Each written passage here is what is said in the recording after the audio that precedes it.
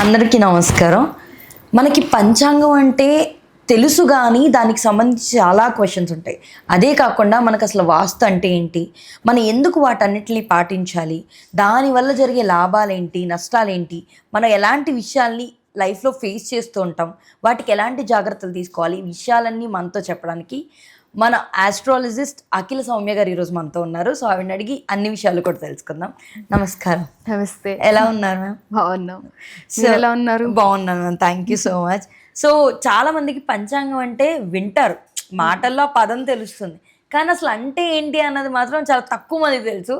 So ఒక్కసారి మాకు అదేంటో వివరిస్తారా? పంచాంగం 5 అంగాలని చెప్పు: తిథి, వార, నక్షత్ర, కర్ణ, యోగాలు. ఒక్కొక్కటి మనకి తెలుసుకోవడం వల్ల ఒక్కొక్క ఇంపార్టెన్స్ వస్తుంది. తిథి తెలుసుకోవడం వల్ల ఐశ్వర్యం పెరుగుతుంది. ఈ తిథిలో ఈ పని చేస్తే మంచిదవుతుంది, ఆ పని చేస్తే మంచిది, దానివల్ల పాజిటివ్ రిజల్ట్స్ అన్నీ వస్తాయి. వారం గురించి తెలుసుకోవడం వల్ల ఆయుష్ పెరుగుతుంది, ఆయు వృద్ధి అంటాము. దానివల్ల ఇవాళ శనివారం అంటే శనికి సంబంధించినది, దానికి శని యొక్క ఇంపార్టెన్స్ ఎక్కువ ఉంటుంది. సాటర్డే ఆ రోజు ఎటువంటి ఎఫెక్ట్స్ ఉంటాయి, న్యాచురల్గా అది ఎలాంటి డిస్టర్బెన్సెస్ ఇస్తూ ఉంటాయి. ఇవి తెలుసుకోవడం వల్ల మనకి హెల్త్కి పరంగా వాటి పరంగా కేర్ తీసుకున్నాం అనుకోండి, ఆయు వృద్ధి పెరుగుతుంది. మూడోది వచ్చేసరికి నక్షత్రం ఏంటంటే పాప నివారణం అంటాం. దీనికి ఇవాళ తారాబలం చూసినప్పుడు నక్షత్రం చూస్తాం. మీ జన్మ నక్షత్రానికి 2వ నక్షత్రం సంపత్తారు, డబ్బులు వస్తాయంట.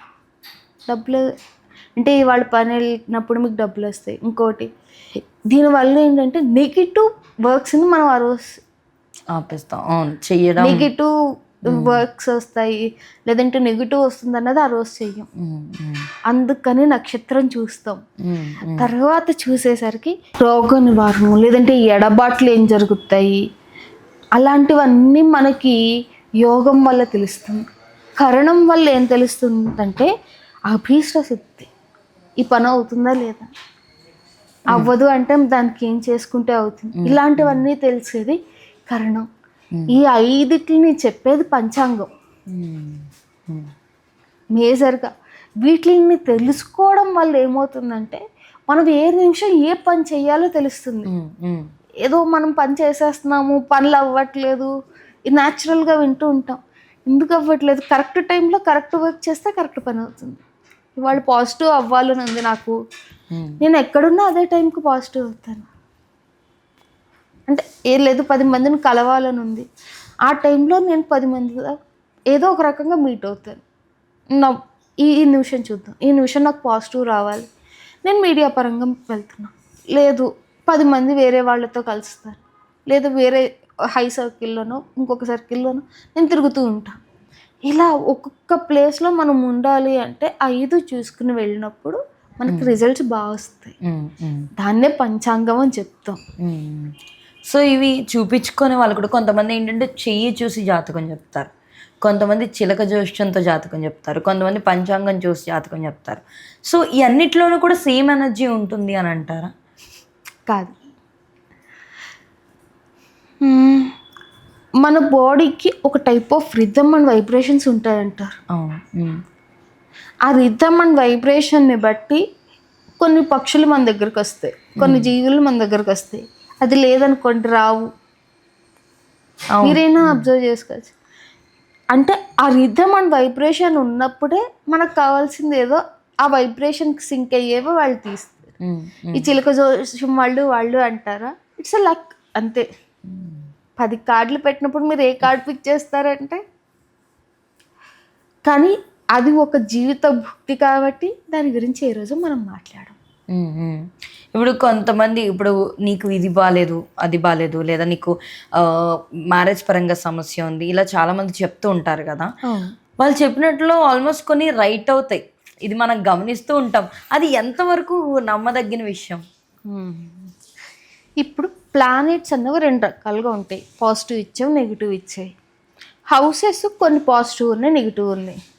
ఇప్పుడు మేజర్గా సపోజ్ 7th లాట్ నెగిటివ్ అయింది అనుకో, లైఫ్ పార్ట్నర్తో disturbances. 7th lord malefic planet ఉంది, లేదా మాల్ఫిక్ ఇన్ఫ్లుయెన్స్లో ఉంది, లేదా మాల్ఫిక్ ప్లానెట్ అయ్యింది, అలాంటప్పుడు నెగిటివ్ రిజల్ట్స్ ఇస్తుంది. సో అప్పుడు ఏమవుతుంది, లైఫ్ పార్ట్నర్తో డిస్టర్బెన్సెస్ వస్తాయి. దానికి తగ్గ రెమెడీ చూసుకోవాలి, రెమెడీ చేసుకోవాలి. ఇట్స్ నాట్ ఎంటైర్గా ఫాల్ట్ అది కాదు. మీరు అడిగిన క్వశ్చన్కి నేను ఒక సజెషన్ అయితే చెప్తాను. ప్రజెంట్ డేస్ మ్యాచ్ అయిపోవాలని పేరెంట్స్ తొందరపడటం, తర్వాత ఏంటి డిస్టర్బెన్సెస్ అని చెక్ చేసుకోకుండా మ్యారేజెస్ చేసుకోవడం వల్ల డిస్టర్బెన్సెస్ వస్తున్నాయి. సో ఇప్పుడు మనకేంటంటే పూర్వం పెళ్ళిళ్ళు, ఇప్పుడు మన అమ్మ వాళ్ళు, వాళ్ళ అమ్మగారు వాళ్ళ పెళ్ళిళ్ళు ఎలా ఉండేవంటే జస్ట్ తీసుకొచ్చేవారు, పెళ్లి కొడుకు పెళ్లి కూతురు చూసుకోవడం కూడా ఏమి ఉండేది కాదు. వాళ్ళకి ఓకే అనిపిస్తే చేసేసేవారు. వాళ్ళకి పంచాగాలు చూడడం, లేకపోతే ఈ జాతకం ఓకేనా ఇది కాదా, ఇన్ని రూల్స్ అన్న ఫాలో అయ్యేవారు కదా. కానీ వాళ్ళు బతికి చచ్చేంత వరకు కూడా కలిసే ఉండేవారు. కానీ ఇప్పుడు పెళ్ళిళ్ళలో మనం ఇంత జాగ్రత్తలు తీసుకుంటున్నా ఎందుకు అవ్వట్లేదు? పూర్వం యాక్చువల్గా అయితే దగ్గర సంబంధాలు చేసేవారు, ఫస్ట్ కండిషన్. 2 గుణాన్ని చెక్ చేసేవారు. మీకు ఒక సింపుల్ ఎగ్జాంపుల్ చెప్తాను. మా తాతగారికి పెళ్లి చేద్దామని మా ముత్తాతగారు వెళ్ళారు. అమ్మాయి అలా ఇంటి నీటి బిందె తెచ్చుకుంటూ వస్తుంది. మనిషిని చూశారు, నచ్చింది. అంటే అక్కడ ఫ్యామిలీ బ్యాక్గ్రౌండ్ చెక్ చేసేవారు, పద్ధతి అమ్మాయిది ఎలా ఉంది, నడవడిక ఎలా ఉందన్నది చెక్ చేసేవారు. ఆ నడవడికలను బట్టి వాటిని బట్టి వాళ్ళు కలిసి ఉన్నారు. ఇవాళ ఉన్న మన ఫాస్ట్ జనరేషన్స్లో we are having multiple thoughts. First. Second, పూర్వం మ్యాచ్ మేకింగ్ చేసేటప్పుడు వాళ్ళు బిలో అమ్మాయి రజస్వలం అవ్వకముందు, అబ్బాయి ఏజ్కి రాకముందు చేసేవారు. ఇక్కడ ఆడవాళ్ళకి మొత్తం ఈ ఇంటి పద్ధతులన్నీ అత్తగారు నేర్పించుకునేవారు. అవును. మన పేరెంట్స్కి వచ్చేసరికి 50% 20-21 వచ్చేసరికి చేసేసేవారు. వాళ్ళు ఆల్మోస్ట్ ఇక్కడికి వచ్చిన తర్వాతే నేర్చుకున్నారు. Now in today's generation 30 years వచ్చాక మనం మ్యారేజ్ చేసుకుంటున్నాం. 30s వచ్చేసరికి we are having job, independent life. ఒకళ్ళు క్వశ్చన్ చేస్తే ఆన్సర్ చెప్పాల్సింది లేదు, ఒకళ్ళు చెప్తే మనం వినే థాట్ ప్రాసెస్ లేదు. సో డిస్టర్బెన్సెస్ ఆబ్వియస్లీ అరైజ్ అవుతాయి. ఆస్ట్రాలజికల్ పరంగా ఏంటంటే యోగం రావట్లేదు, మ్యారేజ్ యోగం ఫస్ట్ థింగ్. 2, మ్యారేజ్ యోగం వచ్చినా ఆ కరెక్ట్ టైంకి కరెక్ట్ పర్సన్స్ ఇదవ్వక నెగిటివ్ పర్సనాలిటీస్ టచ్ అయ్యి డిస్టర్బ్ అవుతున్నారు. 3, మ్యాచెస్ అన్నీ చూడట్లేదు, సరిగ్గా చూసేవాళ్ళు చాలా తక్కువ మంది ఉన్నారు. మ్యాచ్ చూడాలి అంటే ఈ పాయింట్స్ ఒక్కటే చెక్ చేస్తే సరిపోదు. ఇన్డెప్త్ అనాలిసిస్, అబ్బాయికి అమ్మాయి నుంచి బాగుందా లేదా అన్నది చెక్ చేయాలి, అమ్మాయికి అబ్బాయి నుంచి బాగుందా లేదా చెక్ చేసుకోవాలి. అమ్మాయికి suppose no happiness in marital life అనో, లేదంటే డిస్టర్బెన్సెస్ ఇన్ మ్యారిటల్ లైఫ్ అనో ఉన్నప్పుడు అబ్బాయికి మ్యాచ్ చేసామనుకోండి డిస్టర్బ్ అవుతారు. లేదంటే ద్వితీయ వివాహం అనో, ఇలాంటి నెగిటివ్ కాంబినేషన్స్ చాలా ఉన్నాయి. ఈ కాంబినేషన్స్ వల్ల డిస్టర్బెన్సెస్ చాలా అరైజ్ అవుతాయి. ఆ డిస్టర్బెన్సెస్ చెక్ చేసుకోకుండా మ్యాచెస్ చేసుకుంటున్నారు, దానికి తగ్గ రెమెడీస్ చేయక మ్యాచెస్ చేసుకుంటున్నారు, దానివల్ల డిస్టర్బ్ అవుతున్నారు. కానీ ఆస్ట్రాలజీ చూపించుకొని చేసే డిస్టర్బెన్సెస్ తక్కువ ఉన్నాయి. సో మ్యారేజ్ పరంగా చూసుకొని మనకి కుజ దోషం అని మనం ఎక్కువ వింటూ ఉంటాం. బేసిక్గా అవి చాలామంది ఆడవాళ్ళకి ఉంటుందన్నా సరే చాలామంది చేయించుకోము. ఫస్ట్ మగవాళ్ళలో ఆడవాళ్ళు ఉన్నా కూడా సరే ఈ కాలంలో ఏం నమ్ముతాంలు ఇవన్నీ అని మానేసే వాళ్ళు కూడా ఉంటారు. అలాంటి వాళ్ళపై అది ఎంతవరకు ఎఫెక్ట్ చూపిస్తుంది, చేయించుకోవడం ఎంత మంచిది? యాక్చువల్గా కుజదోషం అనేది పూర్వం రజస్వలం కాకముందు పెళ్లి చేసేటప్పుడు చూసేవారు. దానికి భర్తకి ఎలాంటి ఎఫెక్ట్ ఉంటుందో చూడటానికి. 2, ఆ అమ్మాయికి 2 సార్లు జాతక చక్రం ఉంటుంది. 1 రజస్వలానికి పుట్టిన వెంటనే ఒక జాతక చక్రం అయితే, రజస్వలం అయిన తర్వాత జాతక చక్రం. మ్యారిటల్ లైఫ్ ఎలా ఉంటుంది అన్నది 2వ జాతక చక్రం బట్టి క్లియర్గా చెప్తాం. ఓకే. ఇది జనరల్గా చాలామంది యూస్ చేయనది. తెలియనిది కూడా. 3 కుజదోషం, అన్ని విషయాల్లోనూ కుజదోషం పనికిరాదు. శుభ దృష్టి, శుభ సంపర్కము, శుభ స్థానము, శుభ సం గ్రహాల ఇది, అలాగే ప్లానెట్ సొంత ఇంట్లో ఉందా లేదా, ఇవన్నీ చెక్ చేసుకోవాలి. వీటిలన్నిటిలో ఉన్నప్పుడు ఎప్పుడూ దానికి నెగిటివ్ రిజల్ట్స్ ఇవ్వదు. ఓకే, దాన్ని అన్నీ చెక్ చేసి శుభస్థానంలో ఉంది. వృశ్చిక లగ్నానికి 4వ ఇంట్లో కుజుడు ఉన్నాడు, ఇంకేముంది కుజదోషం అంటారు. కానీ అది కుజదోషం కాదు. 4వ ఇల్లు శుభస్థానం. శుభస్థానం అయినప్పుడు కుజదోషం ఎక్కడవుతుంది? ఇంకొక లగ్నానికి. అంటే మనం ఉన్న ప్లేస్ని బట్టి కూడా డిసైడ్ చేయాలి. అవి డిసైడ్ చేయనప్పుడు డిస్టర్బెన్సెస్ అనేవి ఇలాగే ఉంటాయి. 2, మనం అవి డిసైడ్ చేసిన తర్వాత కూడా ఇంకా నెగిటివ్ ఉంటే వాళ్ళకి, సపోజ్ మీరు అన్నట్టు 4వ ఇంట్లో కుజుడు ఉన్నాడు, మ్యారేజ్ అయిపోయింది, పెళ్ళి అయిన తర్వాత చికాకులు, పెళ్ళిలో చికాకులు వస్తాయి. కానీ అదే లైఫ్ పార్ట్నర్తో హ్యాపీనెస్ ఉందనుకోండి, జాతకం చెక్ చేసినప్పుడు వాళ్ళు హ్యాపీగా ఉంటారు. చిన్న చిన్న గొడవలు ఏ ఫ్యామిలీలో ఉంటాయి, కానీ హ్యాపీగా ఉంటారు. అంటే జాతకాన్ని విశ్లేషణ చేసేటప్పుడు ఒక్క కుజదోషం మీద, కాలసర్ప దోషాల మీద, వాటి మీద వెళ్ళిపోకూడదు. విశ్లేషణ అన్ని రకాలుగానే ఇచ్చేసి అప్పుడు మనం రిజల్ట్ అనేది ఇవ్వాలి. ఇప్పుడు జాతక చక్రం గీయించుకునే వాళ్ళు కొంతమంది ఉంటారు కదా, సో వాళ్ళలో ఏంటంటే కొంతమంది మీరు హనుమాన్ చాలీసా చదివితే మంచిది, కొంతమంది శివుడికి పూజ చేస్తే మంచిది, కొంతమంది మీరు మార్నింగ్ వెళ్ళి ఇలా సూర్య నమస్కారాలు చేస్తే మంచిది అని చెప్పేసి ఉంటాయి. ఇవి ఎంతవరకు ప్రభావం అన్నది చూపిస్తుంది వాళ్ళ జీవితంపై? మీరు అడిగిన దానికి ఆన్సర్ ఎంత సింపుల్గా చెప్పాలో చెప్తాను. గ్రహం మనిషిని గ్రహింపజేస్తుంది అంటాం. గ్రహము అంటే గ్రహింప చేయనది. ఇంగ్లీష్లో ఎక్స్ప్లెయిన్ చేయాలంటే నెట్. అంటే ఈక్వాలిటీ, నెట్ అంటే ఒకే పరిధిలో ఉన్నది. ఇప్పుడు ఇది గ్రహం ఇస్తుందా, దైవం ఇస్తుందా? గ్రహం ఇస్తుందని అంటాం కదా. అవును. ఇప్పుడు నడిపిస్తున్నదంతా గ్రహం అయినప్పుడు దైవాన్ని ఎందుకు ఇచ్చేస్తున్నాం? రెమెడీ మీకు నెగిటివ్, అది ప్లానెట్ నెగిటివ్ అనుకోండి, నెగిటివ్ ఎఫెక్ట్స్ ఇస్తుంది. ప్లానెట్ పాజిటివ్ అనుకోండి, పాజిటివ్ ఎఫెక్ట్స్ ఇస్తుంది. అంటే మనిషి నడిపించేది గ్రహం, దైవం గ్రహానికి అధిపతి. ఆయన్ని పూజించుకోవడం ఏంటంటే ఈ నెగిటివ్ ఎఫెక్ట్స్ని కంట్రోల్ చేసుకోవడానికి. అది ఇట్స్ అల్టిమేట్ థింగ్. ఆయనకి దీనికి రిలేషన్ ఇచ్చేయక్కల్లా. మీకు నచ్చిన దేవుణ్ణి మనస్ఫూర్తిగా ఎవరినైనా ఒకళ్ళని పూజించవచ్చు. దత్త చరిత్రలో చదివితే ఎవరైనా అదే చెప్తారు. దత్త చరిత్ర కానీ, గురు చరిత్రలు కానీ, ఏదైనా పూజ కానీ ఏదైనా చేసేటప్పుడు మనం ఒక దైవాన్ని నమ్మి పూజించాలి, నమ్మకంగా సేవ చేయాలి. మిగతా ఎఫెక్ట్స్ అన్నీ క్లియర్ అవుతాయి అంట. నార్మల్గా మనం వాస్తు గురించి ఎక్కువ వింటుంటాం. అంటే ఈశాన్యంలో బరువు పెట్టకూడదు, లేదా ఈస్ట్ వైపు నుంచి కొంతమంది నాకు దక్షిణం కలిసి వస్తుంది, కొంతమంది పడమటి గుమ్మాలు కలిసి వస్తాయని అంటారు. ఈ గుమ్మాల యొక్క అంటే ఏదో ఒక పాటలో చెప్పినట్టు ప్రపంచం అంతా తిరుగుతున్నప్పుడు ఈ వాస్తు అన్నది ఎక్కడి నుంచి వచ్చింది, ఎందుకు నమ్ముతాం అని కూడా అంటారు. దీనికి మీరు ఏం చెప్తారు? యాక్చువల్గా అయితే వాస్తు అన్నది everything is starting from a point, either astrology or Vastu. దాన్ని 360 degrees ఉంటాయి. ఒక పాయింట్ అంటే 360 degrees. దీన్ని 4 divisions చేశారు. నార్త్, ఈస్ట్, వెస్ట్, సౌత్, ఇలా 4 divisions చేశారు.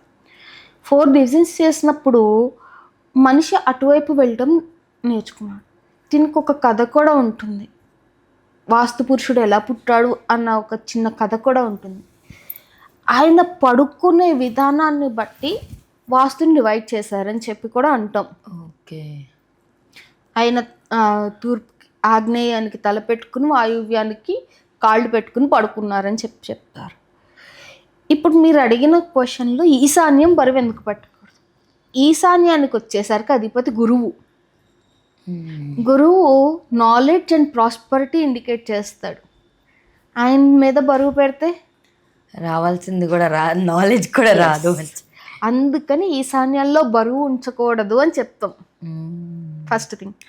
సెకండ్ ఫేసింగ్కి వచ్చేసరికి మనిషి పేరుని బట్టి రాశిని బట్టి ఫేసింగ్స్ అన్నది డిసైడ్ చేస్తాం. ఈ 4 ఫేసింగ్స్కి ఇది వరకు వెళ్ళేవారు. పూర్వం మన వాళ్ళు 4 వైపులా మండువాయిళ్ళు ఉండేది, అవును. 4 వైపుల నుంచి వెళ్ళేవారు.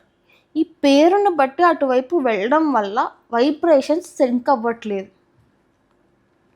మన జనరల్ టర్మినాలజీలో వైబ్రేషన్స్ సింక్ అవ్వట్లేదు. డిస్టర్బెన్సెస్ అన్నవి వాళ్ళకి హెల్త్ డిస్టర్బెన్సెస్. ఇప్పుడు ఆ అన్న అక్షరం ఉంది, వాళ్ళు పడమట వైపు నుంచి వెళ్తున్నప్పుడు హెల్త్ డిస్టర్బెన్సెస్ రావడం గమనించారు.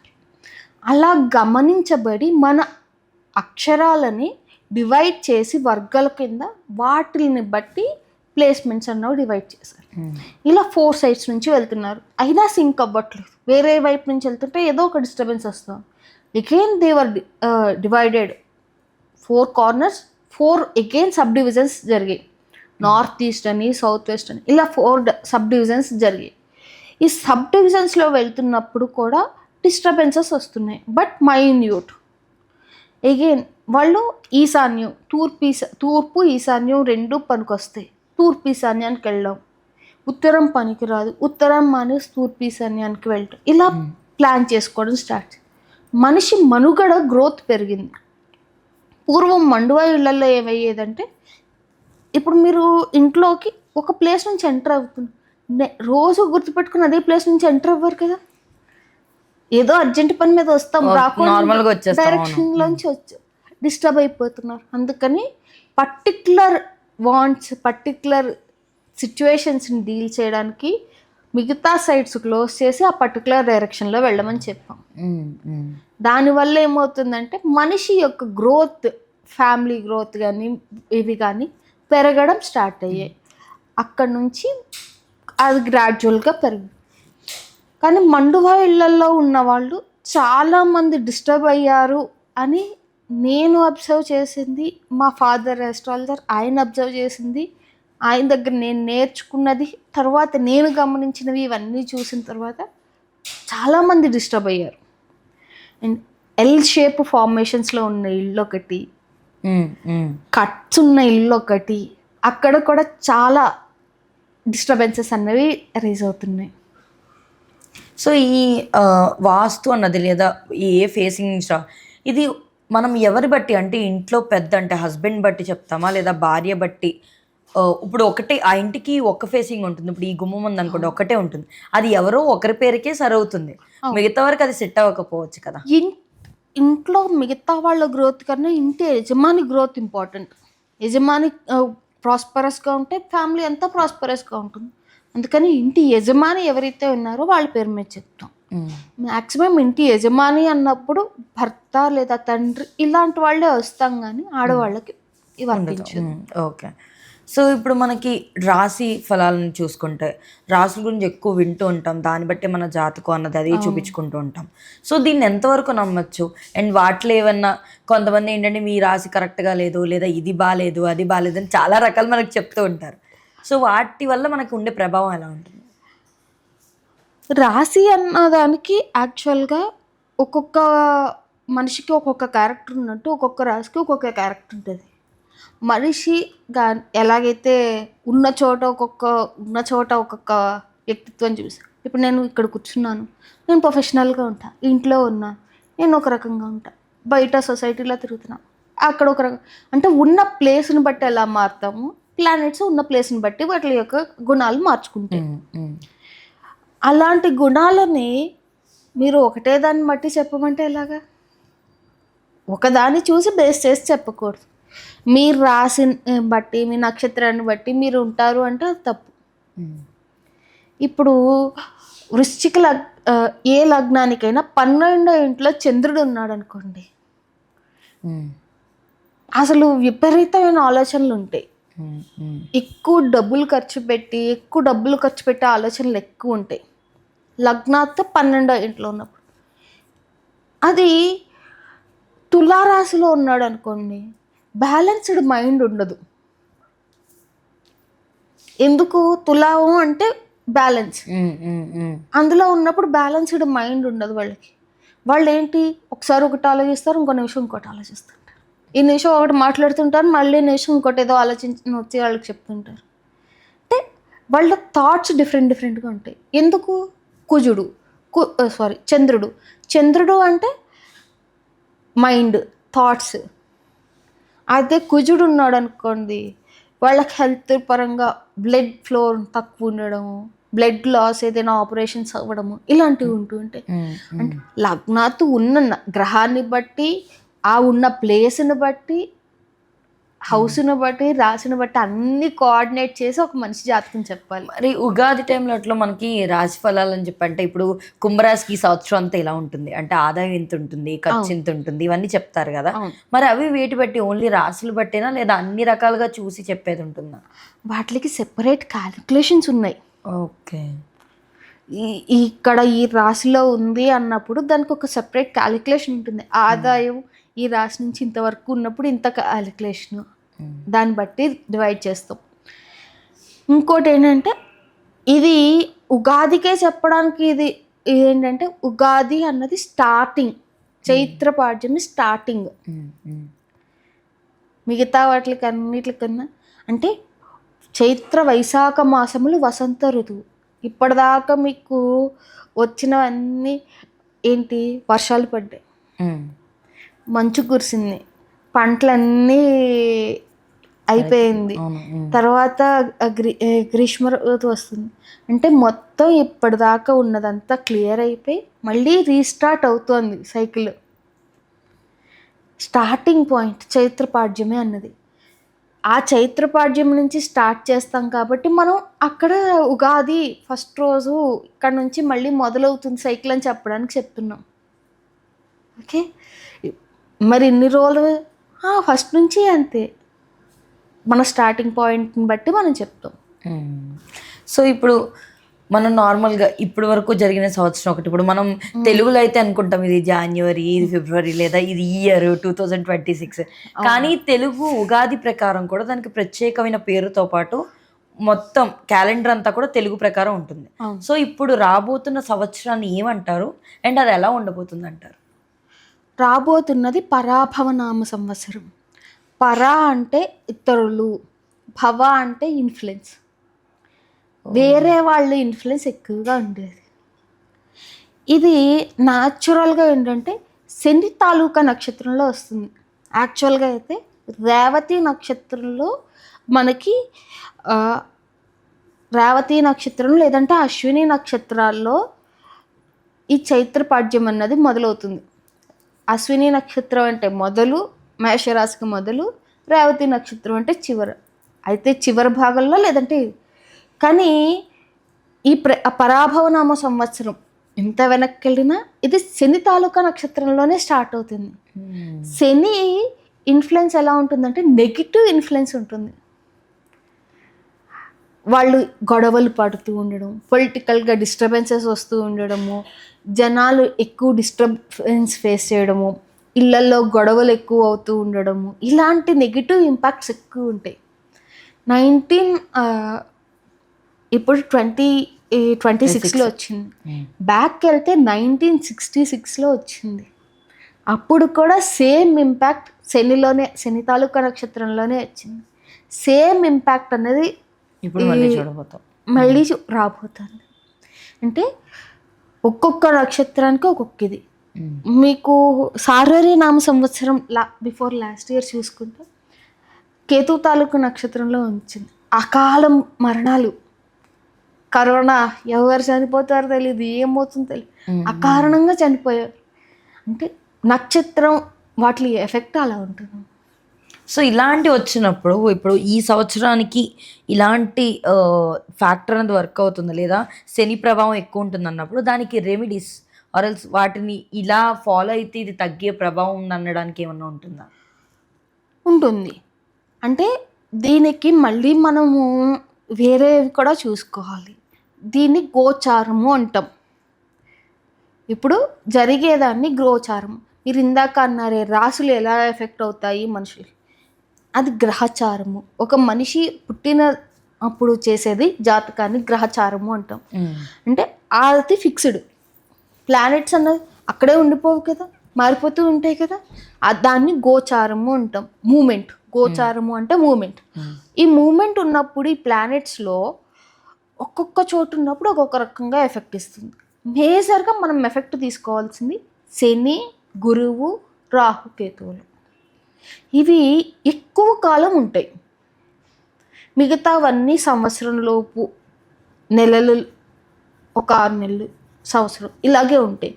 ఇవి మాత్రం ఎక్కువ కాలం ఉంటాయి. శని 2.5 సంవత్సరాలు, ఏలినాటి శని అంటే 7 సంవత్సరాలు, 7 సంవత్సరాలు ఉంటుంది. అవును. ఇలా ఎక్కువ కాలం ఉంటాయి కాబట్టి లాంగ్ పీరియడ్ ఎఫెక్ట్స్ ఉంటాయి. తక్కువ పీరియడ్లో మనకి ఎఫెక్ట్ ఇచ్చేవి ఒక రకంగా ఎఫెక్ట్ ఇస్తే లాంగ్ పీరియడ్ ఎఫెక్ట్. ఇప్పుడు వెంటనే అయిపోయేది ఎవరైనా గుర్తుపెట్టుకో, ఎక్కువ కాలం ఉన్నదే గుర్తుపెట్టుకుంటాం. అందుకనే ఈ 4 మేజర్గా తీసుకుంటాం. సో ఇందులో కూడా మనకి ఇప్పుడు ఆడవారి విషయానికి వస్తే, మనం గుళ్ళలోకి ఆడవారు పీరియడ్స్లో ఉన్నప్పుడు వెళ్ళకూడదు ఇవి అని ఇదివరకు ఎక్కువ పాటించేవారు. ఇప్పుడు అసలు ఎవరు పాటించట్లేదు కూడా. ఎందుకు అప్పుడు ఆ సిచ్యువేషన్ని మనం తీసుకునే వాళ్ళం, ఇప్పుడు ఎందుకు తీసుకోలేకపోతున్నాం? యాక్చువల్గా అయితే గుడికి వెళ్ళేది ఎందుకు?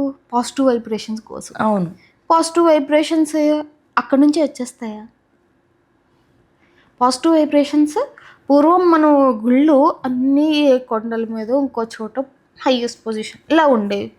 అంటే కిందన ఎన్నో రకాల జీవులు ఉండేవి, ఎన్నో కర్మలు చేసి ఉండేవి. అవి ఆ జీవుల కర్మల్ని వాటిని అన్నిటిని అనుభవిస్తూ ఉంటే మనం ఆ సృష్టి దగ్గరికి వాళ్ళు అంటే ఇంత దూరం వెళ్ళేసరికి జీవితం అయిపోయేది. అందుకనే పూర్వం తిరుపతి వెళ్ళొచ్చాము, కాశీ వెళ్ళొచ్చాము అంటే అరణ్యాలు వెళ్ళాలి, జీవితం అయిపోయాక వెళ్ళేవారు.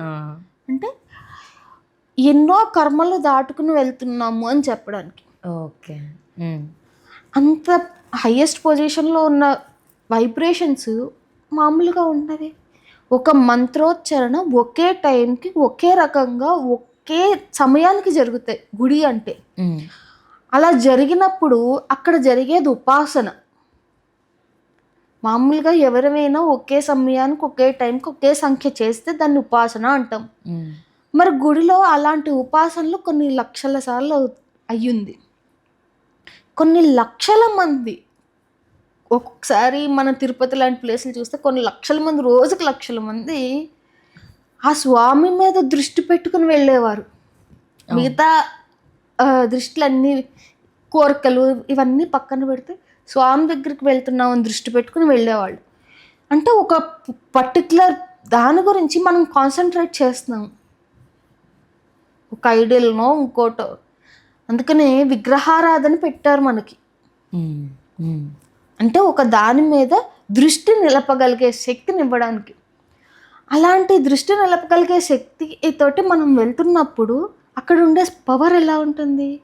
ఒక్క మనిషి ఒకే చోట ఉపాసన చేస్తేనే తనకు పవర్ వచ్చి ఈ రోజుల్లో మంత్రతంత్ర శాస్త్రాలు చదివేసామని చెప్తున్నప్పుడు అన్ని లక్షల మంది ఒకే సమయానికి చూస్తున్న ఆ స్వామికి ఎంత దృష్టి పవర్ ఉంటుంది? మిగతా శాస్త్రపరంగా మనం పక్కన పెడదాం. అంటే ఒక చోట ఒక మనిషిగా మనం కాన్సన్ట్రేట్ చేసి ఒక విషయాన్ని ఇచ్చేస్తున్నాం అంటే అక్కడ ఓ పవర్ వచ్చింది అంటున్నాం. మరి అక్కడ ఉన్న పవర్ని ఎన్ని టైమ్స్ క్యాలిక్యులేట్ చేద్దాం?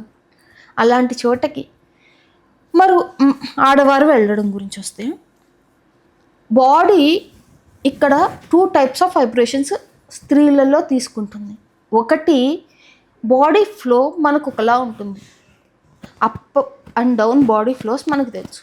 ఆ ఫ్లో ఉమెన్కి ఆ 3 days డిఫరెంట్గా ఉంటుంది. అవుట్ ఫ్లో ఉంటుంది.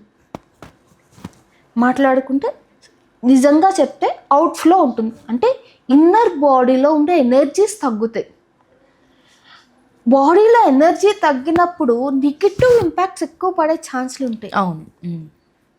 ఫస్ట్ దానివల్ల ఎఫెక్ట్ అవుతాం.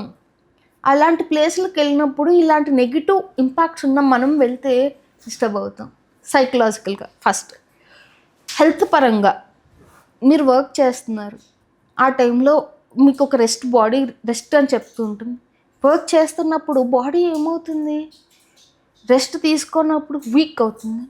ఆ వీక్నెస్ ఒక స్త్రీగా మనకి తెలుస్తుంది. డిఫరెంట్ కండిషన్స్లో డిఫరెంట్ ఇంపాక్ట్స్ చూపిస్తుంది. 90% ఇప్పుడు చిల్డ్రన్ డిస్టర్బ్ అవ్వడానికి నెగిటివ్ చిల్డ్రన్స్కి ఛాన్సెస్ అవే అవుతున్నాయి. థర్డ్, ఆ టైంలో పక్కన కూర్చోమనడానికి రీజన్ ఏంటంటే బాడీ స్ట్రెయిన్ చేయకూడదు. దెబ్బ తగిలింది, రక్తం కారుతోంది, ఏం చేయాలి? దానికి ఒక కట్టు కట్టి దాన్ని జాగ్రత్తగా చూసుకోవాలి. లేదు దాన్ని ఇష్టం వచ్చినట్టు వదిలితే ఏమవుతుంది? ఇన్ఫెక్షన్స్ ఫామ్ అవుతుంది, రేపు పొద్దున్న అది యాంప్యుటేట్ చేసి. ఈ రోజుల్లో 90% యూటరస్ ఇష్యూస్, యూటరస్ ప్రాబ్లమ్స్, తర్వాత క్యాన్సర్స్, ఇంకోటి రావడానికి బయలాజికల్గా రీజన్స్ ఇవి. దీనికి పూర్వం అందరూ ఏం చేసేవారంటే క్లాత్స్ని వాటిని ఇచ్చేసేవారు, యూజ్ చేసేవారు. అవును. ఈరోజు మనం సింథటిక్ మెటీరియల్స్ వాడుతున్నాం. ఐఎమ్ నాట్ అగెన్స్ట్ ఈ బ్రాండ్స్కి. సింథటిక్ మెటీరియల్స్ వాడేటప్పటికి ఇవి బాడీలో కావాల్సిన నెగిటివ్ కెమికల్స్ని పంపిస్తున్నాయి. న్యాచురల్గా వాడుతున్న ప్రొడక్ట్స్కి మనం సింథటిక్కి, కలర్ డైస్కి, వీటికి హెల్త్ డిస్టర్బెన్సెస్ ఇంపాక్ట్స్. టెంపుల్కి వెళ్ళినప్పుడు అక్కడ వైబ్రేషన్స్కి, వీటికి నెగిటివ్ ఇంపాక్ట్స్. ఇంకొకటి ఏంటంటే మీకు ఒక చిన్న విషయం చెప్పచ్చు. అనంత పద్మనాభ స్వామి టెంపుల్ శంకరాచార్యుల వారు కట్టించారు. అది అందరికీ తెలుసు. ఆయన అక్కడ ఒక ఊరు ఉంటే ఆ ఊర్లోకి వెళ్ళి ఇక్కడ గుడి ఎక్కడా అని అడిగారు. ఇక్కడ గుడి ఉంది, గుడి ఎక్కడా అని అడిగితే ఎక్కడా లేదు స్వామి, మేమందరం ఇక్కడ గుడి ఉంది కాదు అని వాళ్ళందరినీ ఖాళీ చేయించి ఊర్లో తవ్వితే స్వామి విగ్రహం బయటపడింది. అంటే అక్కడ ఒక టైప్ ఆఫ్ డివైన్ వైబ్రేషన్స్ ఉంటాయి. వైబ్రేషన్స్ మామూలుగా మనకు బాడీలోకి వచ్చే వైబ్రేషన్స్ కాదు, హై ఇంటెన్సిటీ రేస్ వైబ్రేషన్స్ వస్తూ ఉంటాయి. ఆ ఇంటెన్సిటీని ఇప్పుడు సపోజ్ ఇలా వాటర్ ఫ్లో అవుతుంది, మనం ఆపోజిట్లో వాటర్ని పెడితే ఏమవుతుంది? క్లాష్ అయ్యి కొలిషన్ జరుగుతుంది. లేదు, 2 ఫ్లోస్ని బ్రేక్ చేస్తే ఇప్పుడు నెగిటివ్ ఇంపాక్ట్తో మనం ఉంటున్నాం, పాజిటివ్ ఇంపాక్ట్ అది వచ్చి బ్రేక్ అయినప్పుడు ఏమవుతుంది? బాడీ కొలాప్స్ అయిపోతూ ఉంటుంది. అందుకని వెళ్ళొద్దు అంటారు. శాస్త్రపరంగా ఒక రకంగా చెప్తాం, సైంటిఫిక్గా ఒక రకంగా ఉంటుంది. అవును.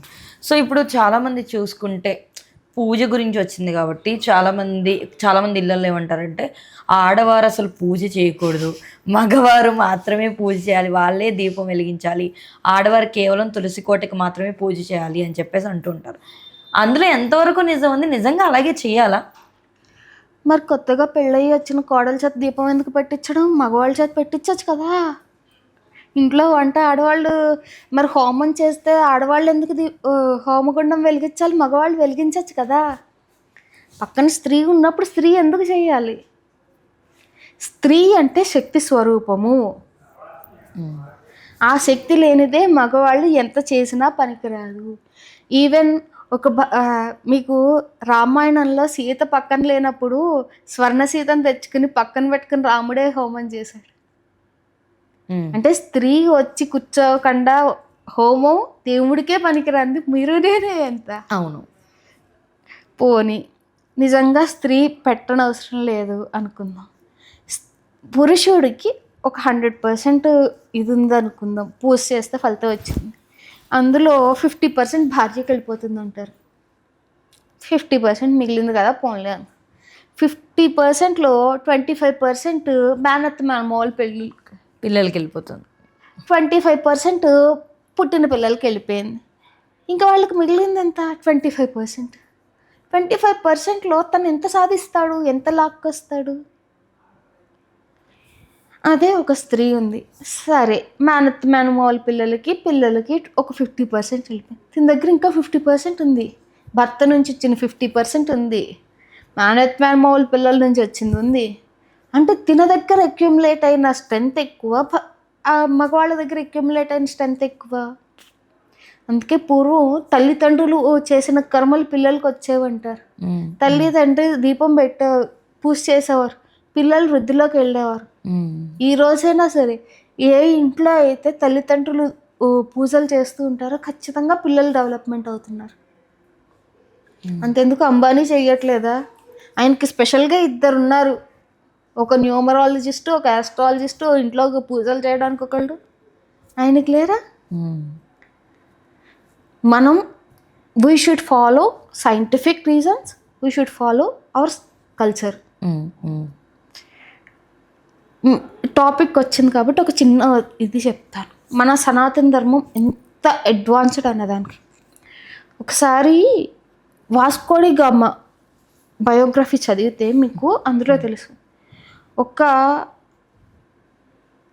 Iran Muslim country, Iran or Iraq, I don't remember the name, Muslim country సుల్తాన్కి తో మాట్లాడినప్పుడు ఎన్ని తెలివితేటలు అయితే ఉన్నాయో, మన దేశంలో ఒక చిన్న గ్రామానికి సర్పంచ్ కింద చేస్తున్న ఒక విడో దగ్గరికి వెళ్ళి మాట్లాడితే అన్ని తెలివితేటలు ఆయనకు కనిపించాయంట. That is the depth of our Sanatana Dharma. మనకి తెలియకుండా బోల్డ్ నాలెడ్జ్ ఉంది. అంత ఎందుకు నిత్యం లలితా సహస్రనామ పారాయణ చేస్తాం మనం ఇంట్లో, అందరం వింటాం. ఏ రోజైనా గమనించారా? అందులో శ్లోకాలు ఒక స్త్రీ గర్భంతో ఉన్నప్పుడు, లలితాదేవి గర్భంతో ఉండే స్త్రీకి ఎలాంటి నియమాలు పాటించాలి, ఎలాంటి ఆహార పదార్థాలు పెట్టాలి అన్నది చెప్పింది అందులో. లలితా సహస్రనామ పారాయణలో ఒక గర్భంతో ఉన్న స్త్రీ ఏ నెలలో ఎలాంటి ఫుడ్ తింటే బేబీ ఎలా ఫామ్ అవుతుందని చెప్పింది. విష్ణు సహస్రనామంలో ఎవరికైనా సరే, అటు క్షత్రియులకి ఎలాంటి ఫలితం వస్తుంది, శూద్రులకి ఏవి చదవకపోయినా ఎలాంటి, ఇక్కడ కుల మతాలు కాదు, చేసి వ్యవహారం ఇది ఎలాంటి ఫలితం ఇస్తుందని చెప్పింది. మన సనాతన ధర్మం అంత లోతుగా మాట్లాడుతాం, పైన మాట్లాడడం మనం. అందుకని it's somewhere too depth for us to understand. So పెళ్ళైన ఆడవాళ్ళు ఏం చేయాలి ఏంటి అన్నది, మార్నింగ్ పూజ ఇవన్నీ కూడా పాటించాల్సి ఉంటుంది. పెళ్ళి కాని ఆడవాళ్ళు ఎలాంటి విషయాల్ని జాగ్రత్త తీసుకోవాలి పూజ పరంగా కానీ, లేదా మనకి తీసుకోవాల్సిన జాగ్రత్త ఏంటి వాళ్ళ పెళ్ళి అయ్యేలోపు? పెళ్ళి అయినా కాకపోయినా ఒకటి, శివలింగానికి పూజ చేయడానికి ఆడవాళ్ళకి అర్హత లేదు. పెళ్ళి అయినా కాకపోయినా కూడా ఓకే. ఒకవేళ శివ అర్చన చేయాల్సి వచ్చినా, శివ అభిషేకాలు చేయాల్సి వచ్చినా భర్తకి సపోర్ట్ చేయాలి, లేదంటే తండ్రికో అన్నదమ్ములకో సపోర్ట్ చేయాలి, కానీ చెయ్యకూడదు. అది స్వామికి ఉన్న ఇది అంటే టెక్నికల్గా వాళ్ళు చాలా చెప్తారు, శాస్త్రం చదువుకున్న వాళ్ళు. నేను నమ్మేది ఏదేంటంటే శివము అంటే డిస్ట్రాయ్. అందుకని త్రిమూర్తుల్లో బ్రహ్మ సృష్టిని క్రియేట్ చేశాడు, విష్ణువు సృష్టిని పాలిస్తున్నాడు, శివుడు సృష్టి వినాశనం చేస్తాడు. మనం సృష్టిని పుట్టించాలి, ఇంకొక జీవిని ఇవ్వాలి. అవును, ఆడవారికి. అవును, అందుకని మనకు ఆ శక్తి లేదు. ఓకే. మనం ఆయనకి పూజించే విష్ణు రూపాలకు ఎవరికైనా పూజ చేసుకోవచ్చు, తప్పలేదు. శివునికి శివుడికి పూజ, మనం అభిషేకం చేయడానికి, జలాభిషేకం ఏవి చేయడానికి పనికిరాదు. ఓకే. శివుడివి చేసుకోవాలి అనుకుంటే వ్రతం ఉంటుంది, శివుడిది వ్రతం ఉంటుంది, అది చేసుకోవచ్చు. తర్వాత ఆయనకి అష్టకాలు అవి ఉంటాయి, బిల్వాష్టకం, లింగాష్టకం ఇలాంటివి ఉన్నాయి, అవి చదువుకోవచ్చు. శివన్ ఇది చదివి 108 నామాలు, సహస్రనామాలు చదువుకోవచ్చు.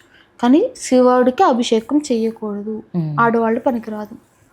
ఇదివరకు ఇప్పుడు మగవారు ఒక్కరే పనికి వెళ్ళేవారు కాబట్టి పూజలు అయ్యి ఏం చేసినా సరే మగవారికి వర్తించేలాగే ఉండేది, భార్య కష్టపడింది అంటే.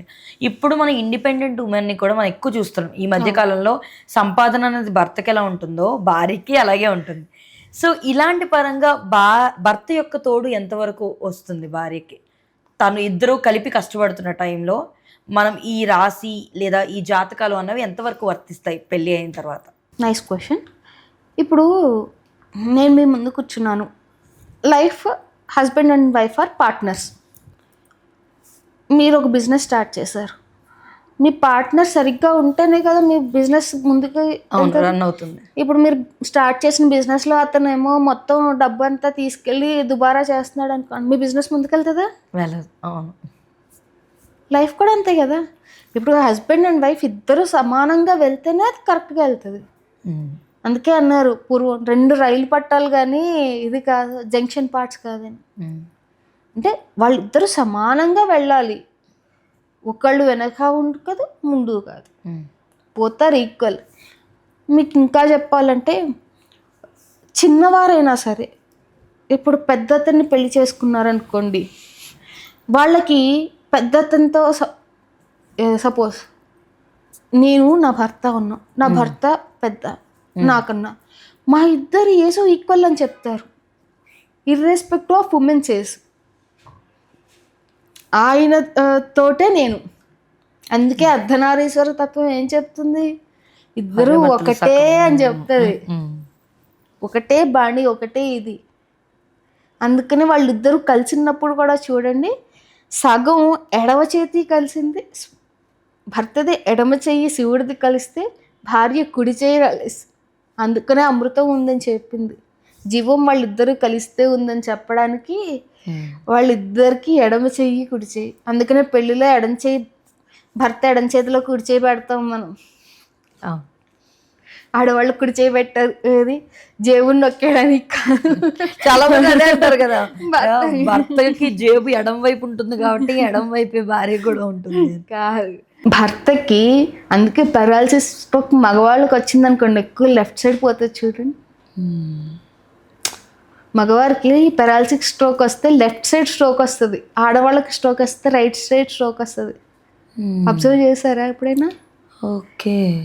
రైట్ సైడ్ హార్ట్ తాలూకా ఇవి రైట్ సైడ్ ఆడవాళ్ళకి ఎక్కువ ఉంటాయి, అందుకే జీవం ఉందని చెప్పింది.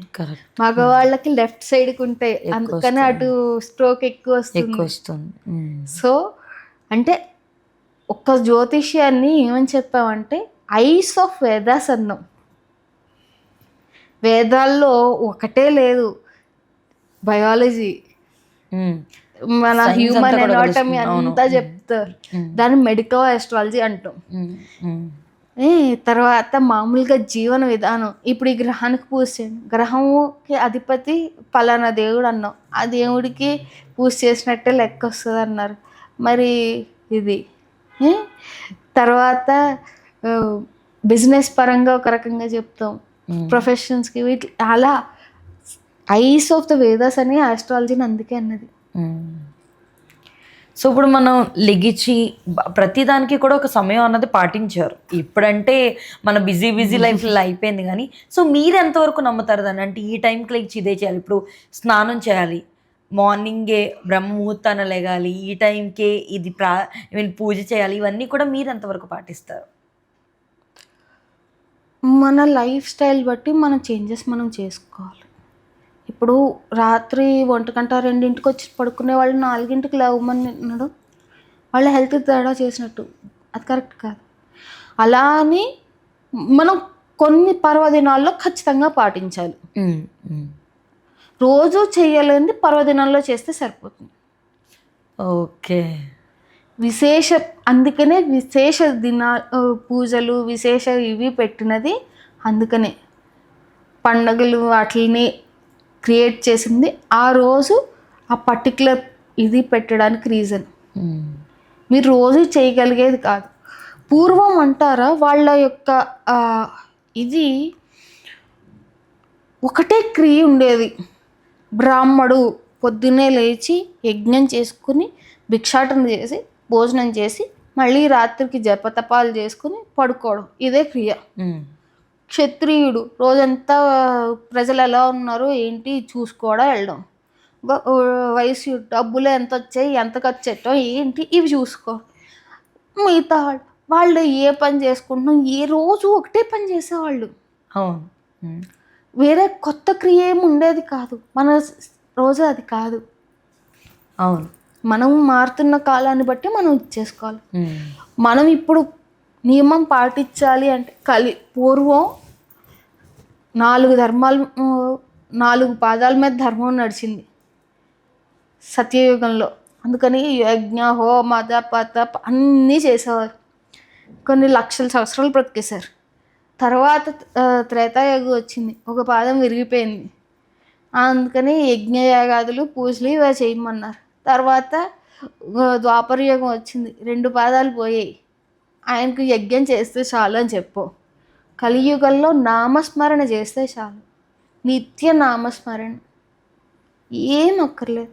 మీరు వెళ్ళిపోయేవో చేయనవసరం లేదు. రోజంతా లేచి కూర్చుని కొంచెం స్వామి దండం పెట్టుకోవడం ఏదో ఒకటి చేయాలి. ఇష్టదైవాన్ని తలుచుకుంటే సరిపోతుంది. ఇప్పుడు సోమవారం వస్తే శివుడని ఇలా ఉంటుంది కదా, వాటిని ఎంతవరకు అంటే వారాల ప్రకారం దేవుడిని ఎంతవరకు పాటించాలి? వారానికి దేవుడికి లింక్ ఏంటంటే సోమవారం చంద్రుడికి ఇది. సోమవారము అంటే సోమము అంటే చంద్రుడు. చంద్రుడు ఎఫెక్ట్ ఏంటి? కూలింగ్. శివుడు బోలాశంకరుడు, ఏది అడిగినా చల్లగా ఇచ్చేస్తాడు. అదే చంద్రుడు తల్లి, ఆవిడ కూడా అంతే, ఏం అడిగినా ఇచ్చేస్తుంది. అందుకని సోమవారం చంద్రుడికి చెయ్యండి అన్నారు. ఓకే. రవి సండే వచ్చింది, రవి అధిపతి. రవి అంటే స్టార్టింగ్ పాయింట్. ఆ స్టార్టింగ్ పాయింట్లో మనకి ఏంటి, ఏం ఉండదు, వేడి తప్ప. అందుకని ఆదివారం రవి, దాన్ని అలా డివైడ్ చేశారు. రవివారము, సోమవారం, కుజుడికి ఒక రకమైన ఎఫెక్ట్ ఉంటుంది. వాటిని బట్టి మీరు చేసుకోవాలి అనుకుంటే చేసుకోవచ్చు. ఓకే. ఈ దానాలు ఉంటాయి కదా చూడండి, శనీశ్వరుడికి ఇది దానం ఇస్తే మంచిది, లేదా మనకి నవగ్రహాలకి ఇది దానం ఇస్తే మంచిది అంటారు. దానాల యొక్క ప్రభావం ఎంతవరకు ఉంటుంది? ఇప్పుడు మనం ఏదైనా ఇప్పుడు హోమం చేయించుకున్నాం అనుకోండి, ఇది దానం ఇవ్వాలి, ఇది చాలా మంచిది, మనకి శ్రీకాళహస్తిలో వీటిలో కూడా మనం పాటిస్తూ ఉంటాం అక్కడికి వెళ్ళి. సో అది ఎంతవరకు మనకి కలిసి వస్తుంది అంటారు?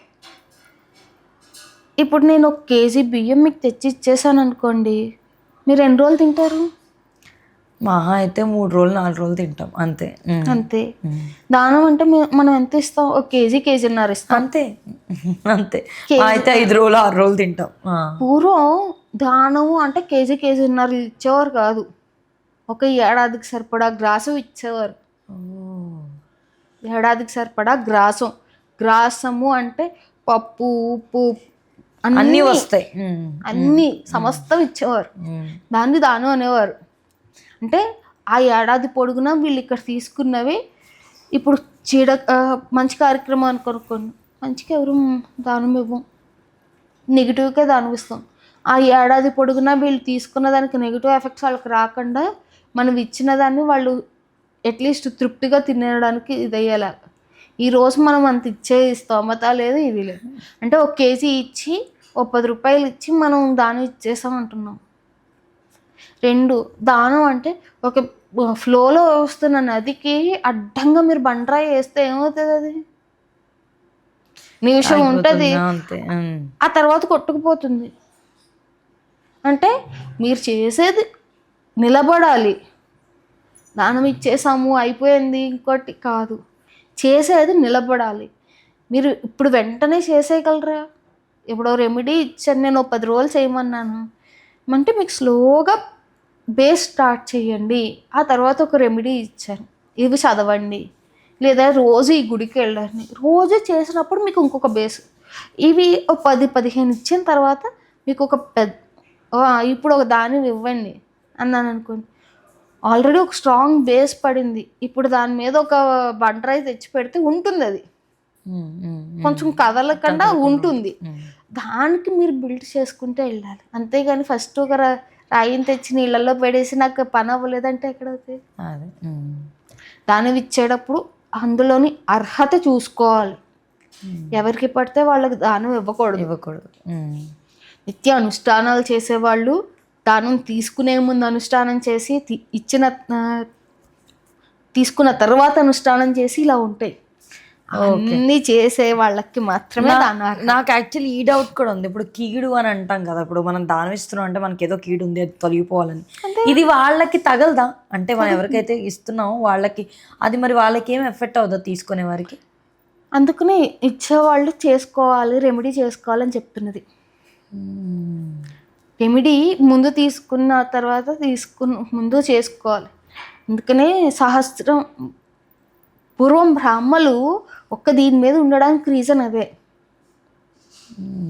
అంటే మీకు ఇంకా సులువుగా చెప్పాలంటే శూద్రులు కర్మ చేసి వెళ్ళిపోయేవారు. అంటే చేయవలసిన ఒక వడ్రంగి పని చేసేవాడు, వెళ్ళిపోయేవాడు.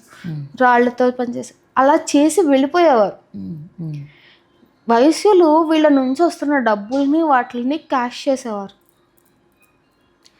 అక్కడ నుంచి క్షత్రియులు ఈ డబ్బుని, ఈ పని చేసే వాళ్ళని అందరినీ కాపాడేవారు. వీళ్ళకి ఎటువంటి లోటు లేకుండా చూసుకునేవారు. బ్రాహ్మలు జ్ఞాన సంపద, వారికి వీళ్ళందరూ దానం ఇచ్చేవారు. అంటే వాళ్ళ దగ్గర నుంచి జ్ఞానాన్ని తీసుకుని ఏ పని ఎలా చేయాలి, ఎప్పుడు చేయాలి, ఏంటి, మా పిల్లలు ఉన్నారు వాళ్ళకి ఏంటి, ఇంకొకటి ఉన్నారు ఇంకోటి ఏంటి, ఇలా అన్నీ చూసి వాళ్ళు ఆ జ్ఞానాన్ని తీసుకుని వీళ్ళు సంపదను ఇచ్చేవారు. ఒకళ్ళు వచ్చి శూద్రులు వచ్చి ఆ పని చేసి వెళ్ళిపోరా అంటే చేసి వెళ్ళిపోయేవారు. వయసులుగా వాళ్ళకి ఆ డబ్బులు ఇచ్చే అంటే ఆ డబ్బులు ఇచ్చేవారు. రాజులకి పలానా చోట ఇది జరుగుతుంది వెళ్ళండి అంటే అలా వెళ్ళేవారు. అలా ఉండేవారు కాబట్టి అది వర్తించేది. ఇప్పుడు మనకు అది కష్టం అంటారు. మనం ఎవరిది వాళ్ళదేది. సో చాలామంది దేవుడు గురించి టాపిక్ వచ్చినప్పుడు ఆల్రెడీ మన కర్మఫలాల్లో అంతా రాసున్నప్పుడు ఎందుకు దేవుడిని నమ్మడం, ఎందుకు మళ్ళీ గుడికి వెళ్ళడం, వెళ్ళినా అదే జరుగుతుంది, వెళ్ళకపోయినా అదే జరుగుతుంది, మరి ప్రత్యేకంగా మళ్ళీ ఇవన్నీ ఎందుకు చేసుకోవడం అని కూడా అంటూ ఉంటారు. అంటే నేను నమ్మేది ఏంటో చెప్తాను. పూజ అంటే పూర్వఫలము, పూర్వం జరిగిన దానికి ఫలితాన్ని మనం క్లియర్ చేసుకోవడానికి. పునర్జన్మ అంటే మళ్ళీ జన్మ వచ్చేదానికి మనకి మంచి జన్మ కోసం చేస్తాం పూజ అన్నది. పూర్వం చేసిన జన్మలో ఉన్న నెగిటివ్ వచ్చే జన్మలో పాజిటివ్ని కోసం మనం పూజ చేస్తున్నాం. కానీ రేపు ఇప్పటికిప్పుడు అయిపోతుందని కాదు. రెండు పూజ చేసుకోవాలంటే మన ఓపికని బట్టి చేసుకోమన్నారు. కానీ ఇదే కాదు, సత్యనారాయణ స్వామి వ్రతం చేసుకుంటాం, అందులో ఆ స్వామి చెప్తారు నీకు కావాలంటే బంగారం రూపు పెట్టుకో, లేదంటే రాగి కాని పెట్టుకో, నీ ఓపిక, లేదంటే మట్టికి ఇది పెట్టు, మన ఓపిక, మన శక్తి కొలది యుక్తి అన్నాం. కానీ హెచ్చులకు పోయిన యుక్తి అవసరం లేదు. సో ఈ వచ్చే సంవత్సరం అన్నది ఈ ఉగాది తర్వాత నుంచి ఎలాంటి జాగ్రత్తలు మనం తీసుకోవాలి, లైఫ్ స్టైల్ అనేది ఎలా చేంజ్ అవ్వబోతుంది అంటారు? పక్క వాళ్ళ మాటలు వినడం మానేయాలి ఈ వచ్చే సంవత్సరం నుంచి. ఓకే, ఎప్పుడూ కూడా పక్క వాళ్ళ మాటలు వినడం మానేయాలి. ఏంటంటే మన ఒపీనియన్స్ మనవి. ఇక ఇందాక మామూలుగా చెప్పినట్టుగా ఒక్కొక్క గ్రహం ఒక్కొక్క ప్లేస్లో ఉంది, వాటి ఎఫెక్ట్ ఎలా ఇస్తుందో చూసుకుని దాన్ని బట్టి చెప్తాం. పంచాంగ శ్రవణం చేసేటప్పుడు కూడా అదే చెప్తాం. అలాగే రాస్తారు, ఇక్కడ ఉంది గ్రహం, దానివల్ల ఇలాంటి పాజిటివ్ వస్తుంది. ఈ పరాభవ నామ సంవత్సరం ఏంటంటే గురువారం మొదలైంది. గురువారం మొదలయ్యేసరికి అందరూ ఏంటంటే ఇంకేముంది, అంత బాగుంది ఇంత బాగుంది అని చెప్తున్నాం.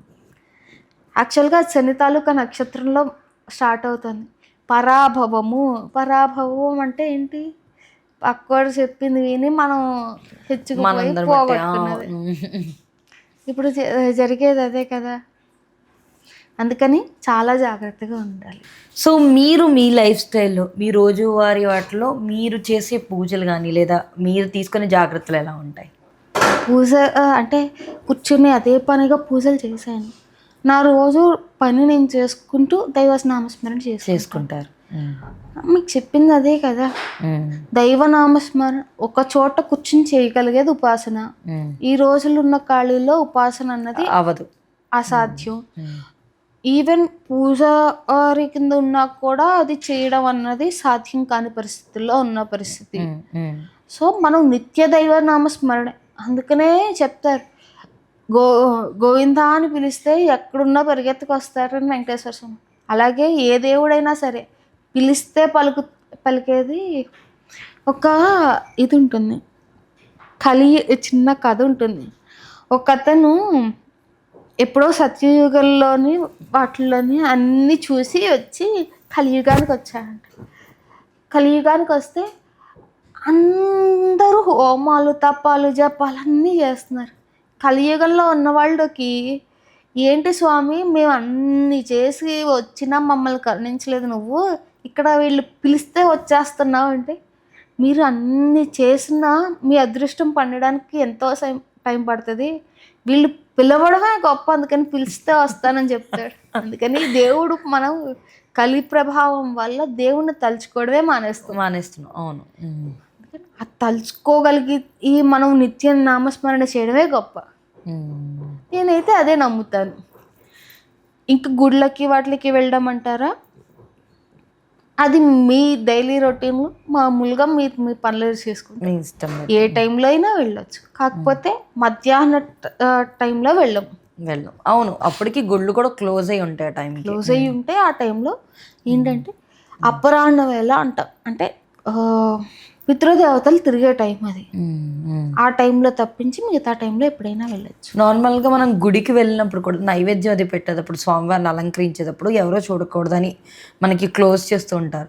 దాని వెనకాల ఇప్పుడు మనకి ఉన్న రీజన్ ఏంటి? మీరు ఒక మనిషిని అలంకరించేటప్పుడు చూపిస్తారా? నార్మల్గా మనకి వాళ్ళకి నైవేద్యం పెట్టేటప్పుడు కూడా సేమ్ ప్రాసెస్ ఫాలో అవుతారు. ఎందుకు?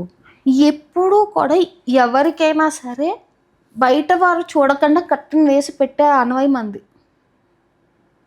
ఒక్కరి కంచంలో ఎంత పెడుతున్నారో ఎంత వెళ్తుందో తెలియనిచ్చేవారు కాదు. ఇలా విస్తరలు వేసినా ఒకరు తినేది ఎక్కువ తినేటట్టయితే వారిని పక్కకు కూర్చోబెట్టి పెట్టేవారు. మనిషి తినేదాన్ని బట్టి పక్కకు కూర్చోబెట్టి పెట్టేవారు.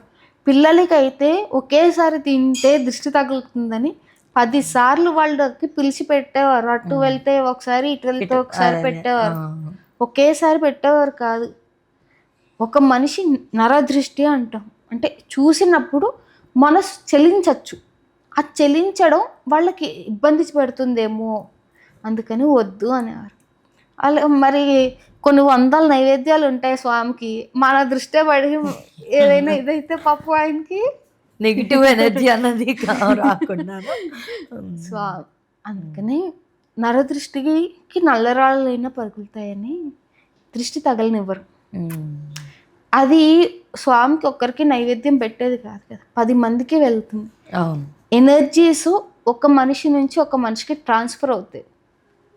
ఆ ట్రాన్స్ఫర్ అయినప్పుడు నెగిటివ్ ఎనర్జీ ట్రాన్స్ఫర్ అయితే ఇబ్బంది పడతారని కర్టెన్ వేసి అది పెట్టేవారు. అది పెట్టింది విడదీసి అందరికీ ఇస్తారు. అసలు ఈ ఒక్క క్వశ్చన్ నాకు ఎప్పటి నుంచో ఉంది, ఎందుకు నైవేద్యం పెడతారు? అలంకరణ అయితే మనకు తెలిసిందే, ఎవరినైనా అలంకరిస్తున్నప్పుడు వేయడం ఓకే, ఎందుకు నైవేద్యం పెట్టినప్పుడు కూడా అలా చేస్తారు? ఎవరైనా సరే గమ్ముని కడుపుతో ఉన్న వాళ్ళు ఉన్నారనుకోండి, అందరూ ఉన్నప్పుడు పెట్టాం, కర్టెన్ వేసేసో లేదంటే వాళ్ళని పక్కకి తీసుకువెళ్ళో పెడతాం.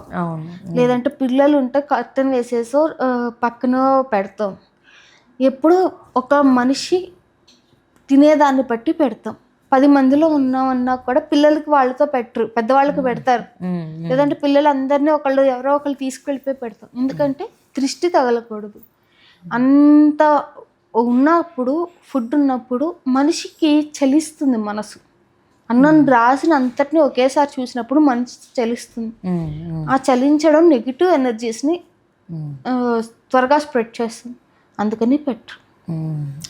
ఇప్పుడు ప్రెగ్నెంట్ లేడీస్ వాళ్ళ టాపిక్ వచ్చింది కాబట్టి, నార్మల్గా 13 months అయిన తర్వాత ఇప్పుడు 7th month అలా వచ్చేసరికి ఇంకా గుడికి వెళ్ళకూడదు, వారు ఎటువంటి పూజలు కూడా చేయకూడదు అని అంటారు.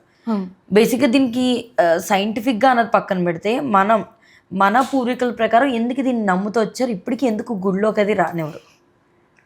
మగవారు అయితే గెడ్డం కూడా గీసుకోకూడదు తన భార్య కడుపుతో ఉండగా అని చెప్పేసి అంటారు. ఎందుకు? జీవం 6వ నెల దాకా బాడీ ఫార్మేషన్స్ జరగవు. 6th month తర్వాత నుంచి బాడీ ఫార్మేషన్ స్టార్ట్ అవుతుంది. ఇది అందరికీ తెలిసినదే. 6th మంత్ నుంచి 9th మంత్ వరకు నిజమైన బాడీ పార్ట్స్ అన్నీ స్టేబుల్ అవుతాయి. ఇప్పుడు మనం గుడిలోకి వెళ్ళినప్పుడు ఒకళ్ళని తోసుకుంటూ ఒక పైన ఏదో ఇదవుతుంది. ఏమవుతుంది? సడన్ ప్రెషర్ పడుతుంది, బేబీ ఏమవుతుంది? డిస్టర్బ్ అవుతుంది జనరల్గా. అందుకని గుళ్ళోకి వెళ్ళొద్దు అన్నారు. పైకి ఎక్కడికి వెళ్ళొద్దు. ఇంకొకటి కర్మ రూపేణ తండ్రి కొడుకులు అవుతారు అంటారు. వాడి తండ్రికి కర్మ ఉంటేనే పిల్లలు పుడతారు. భార్య కర్మ ఉన్నా పిల్లలు పుట్టరు. అందరూ అంటారు పెళ్ళం వల్ల పిల్లలు పుట్టరు. కాదు, భర్త జాతకంలో పిల్లలు ఉంటేనే పిల్లలు పుడతారు. ఎందుకంటే జీవుడు ముందు 2 నెలల ముందు నుంచి తండ్రి తల మీద తిరుగుతాడు. తను చేసే కర్మ బాగుంది, నచ్చితేనే ఆ జీవుడు అందులోకి వెళ్తాడు, తల్లి గర్భంలోకి వెళ్తాడు. తండ్రి యొక్క దీంతో తల్లి గర్భంలోకి ప్రవేశిస్తాడు, లేదంటే ప్రవేశించడు. అందుకని ఆ జీవుడు తిరుగుతున్నప్పుడు ఆ తండ్రి చేసే కర్మల్ని బట్టి ఆ జీవుడు ఫామ్ అవుతాడు. అందుకని తండ్రికి ఆ 2 నెలలు చేసుకోవద్దంటారు. ఓకే.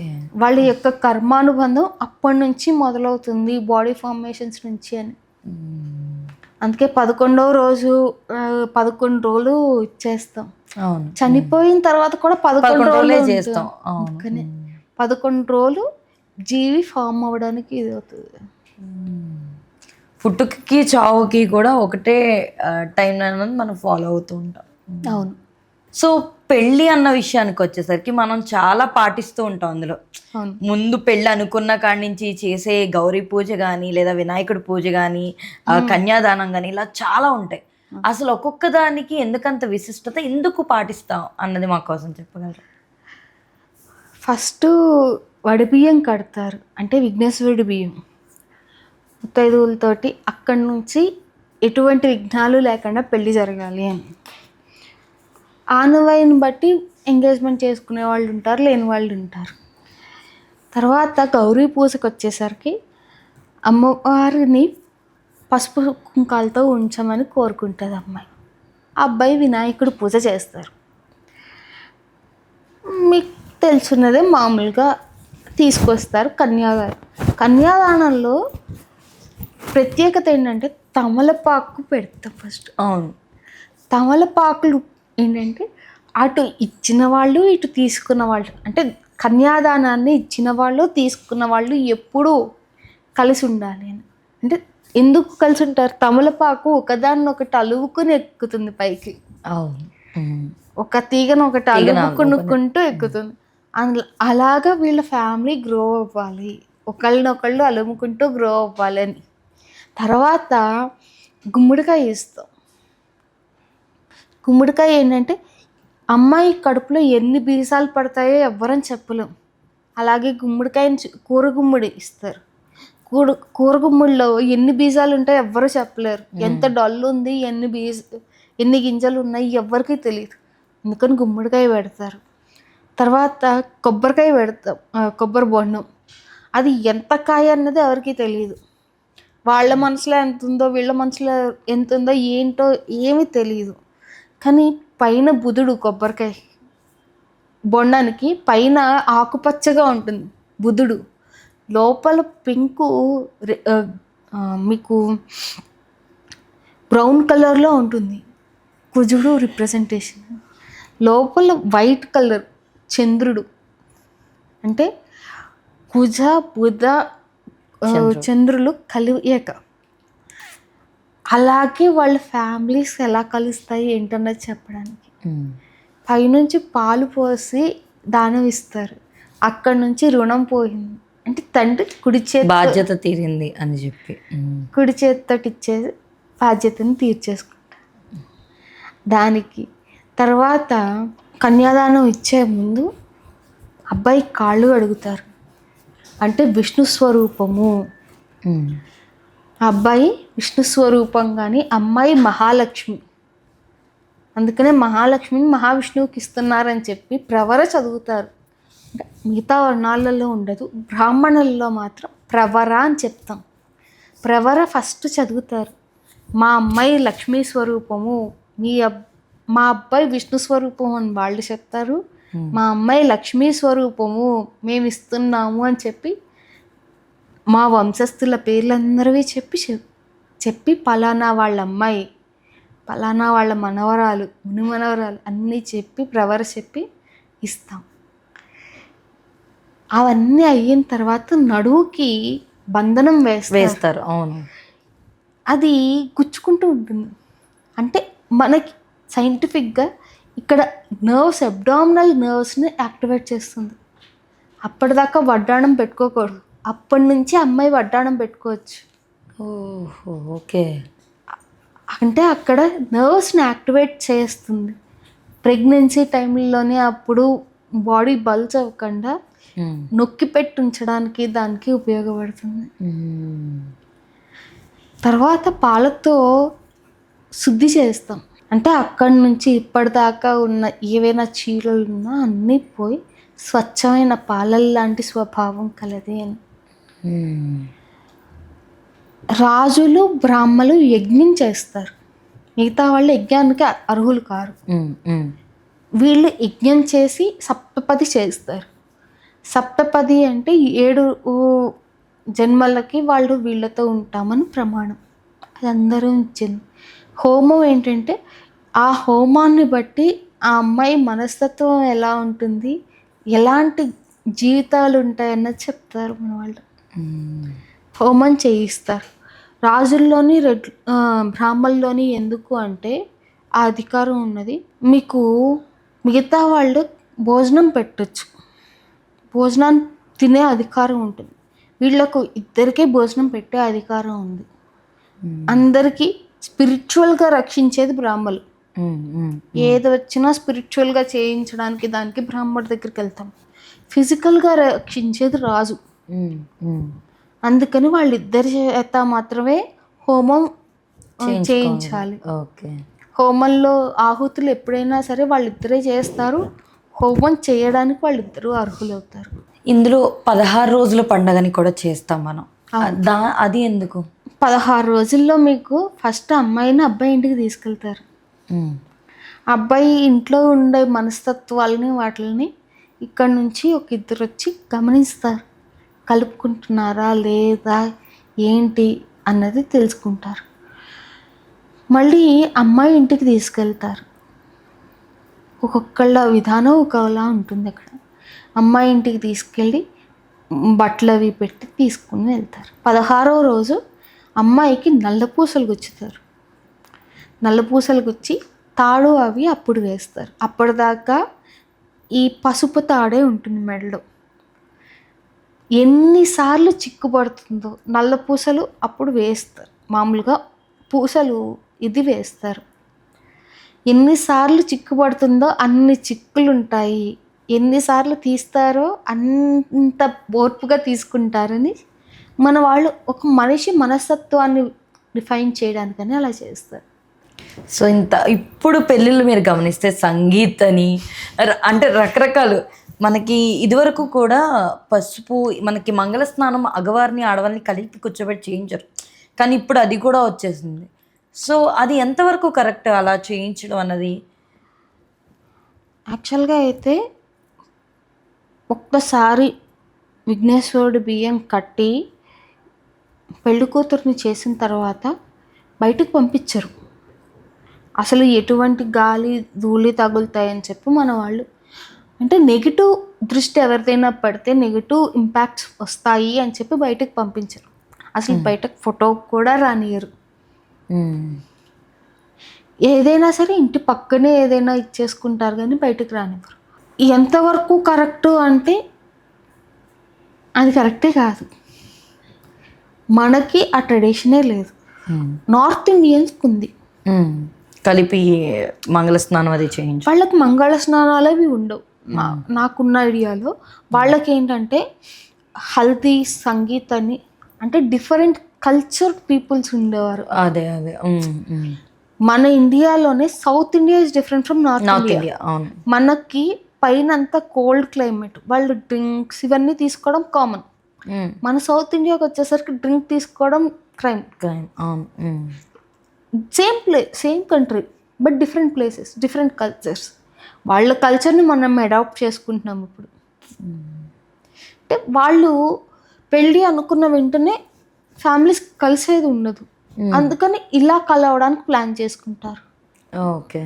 మన వాళ్ళు ఫ్యామిలీస్ని అన్నీ తెలుసుకున్న తర్వాత దిగుతారు. అవును. డిఫరెన్స్ అది.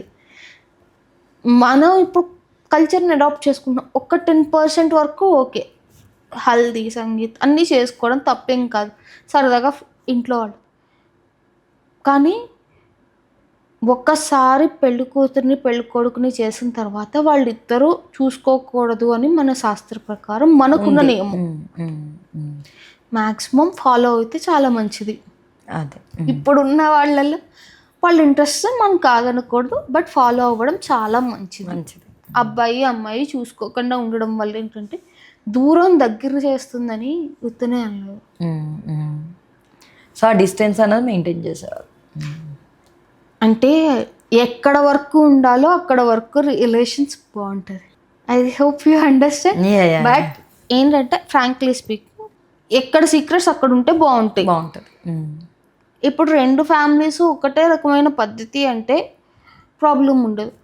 When cultures differ or traditions differ, మాది చెయ్యలేదు అని ఇప్పుడు రాకపోయినా, ఆ సిచ్యువేషన్లో రాకపోయినా నెక్స్ట్ వస్తాయన్న ముందు చూపుతో మన వాళ్ళు ఏంటంటే ఇక్కడ వరకు పద్ధతి ఇలా చేయాలి, పెళ్ళి వరకు అమ్మాయి, కొంతమంది అమ్మాయి ఇంట్లో చేస్తారు, బ్రాహ్మలు వీళ్ళు అమ్మాయి ఇంట్లో చేస్తారు, కొంతమంది రెడ్లు వాళ్ళు అబ్బాయి ఇంట్లో చేస్తారు.